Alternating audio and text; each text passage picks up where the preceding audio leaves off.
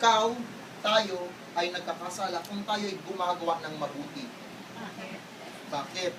Kasi kung alam mo na meron ka pa dapat na mas mabuting ginagawa. Bigay tayo ng example. Example natin, Sister Cheat. Sister Cheat ng Washington. Di ba yung example natin last week kay Sister Cheat ng Washington? May nangungutang kay Sister Cheat. Nangungutang sa kanya, kwento lang naman ito, hindi totoong story. Ano, invento lang.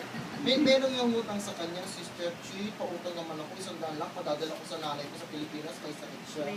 Kailangan ko lang, wala akong trabaho, ganyan-ganyan. Ang Sister Cheat, sabi niya, Sister, papanalangin kita, ha? Wala ako ngayon eh, mag-pray na lang kita. Magpa-fasting pa kita, Sister. Pagtalikod at nagkahiwalay sila, sabi ni Sister Cheat, ay salamat, hindi nadala yung 100 ko dito. Sana naniwala siya. Sana naniwala siya sa pag-pray ko siya. Diba pag-pray ko na lang talaga siya, Lord. Bigyan mo siya ng pagpapala, Lord. Pag magpapasing ako, hindi ako magdi-dinner mamayang gabi, Lord. Oh. Mabuti ba yung mag-fasting?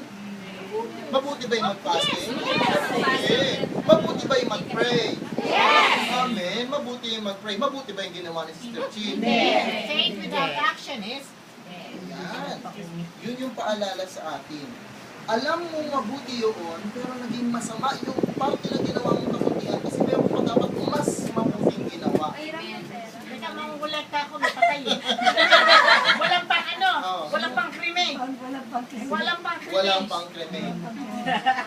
Kapatid, kailangan nagiging masama ang mabuti kung meron pang mas mabuting dapat ginawa.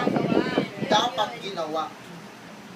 Mabuti yun, na pinanalangin at nagpasing, pero meron pang extra.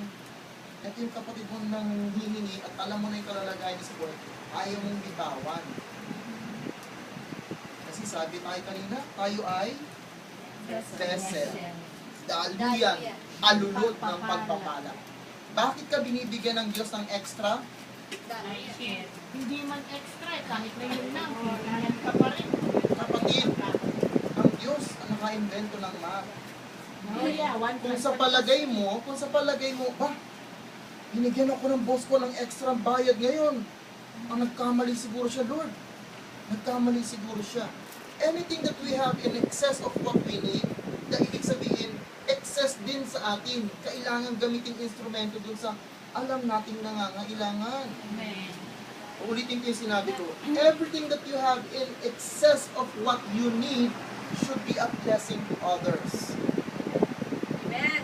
Yun yung elementary teaching na sinasabi sa atin ni Pablo. Hanggang ngayon pa ba naman, basic pa rin ang ating pag-uusapan. Dapat ngayon, may maturity na tayo. Amen po? Amen. At bilang pangwakas, Madali kayo eh. mamadali kayo. Alas 4, alis na ako. Hindi mo ba, Biden?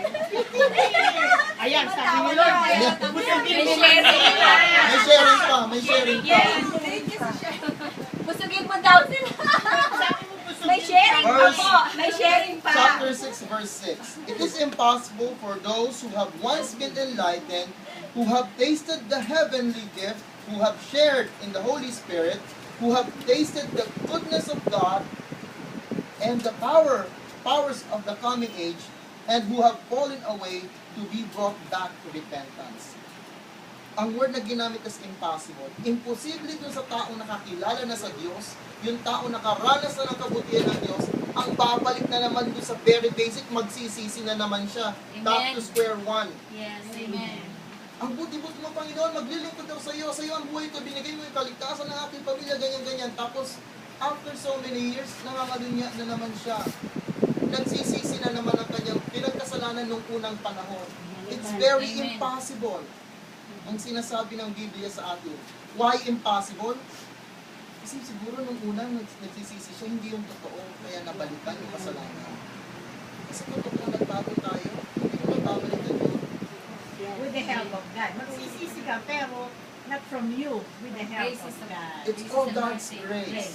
It's all God's grace. Kaya nga kaya ginamit ni Pablo yung word na impossible. Kasi ibig sabihin, wala sa iyo grasya ng Panginoon. Wala ka nagsisi. sariling lakas at sariling pagpapala. Amen po? Amen. But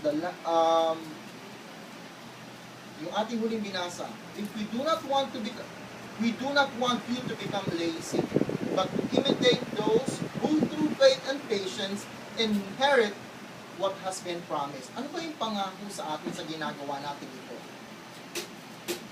Ano yung pangako sa atin ng Diyos sa ginagawa natin ito?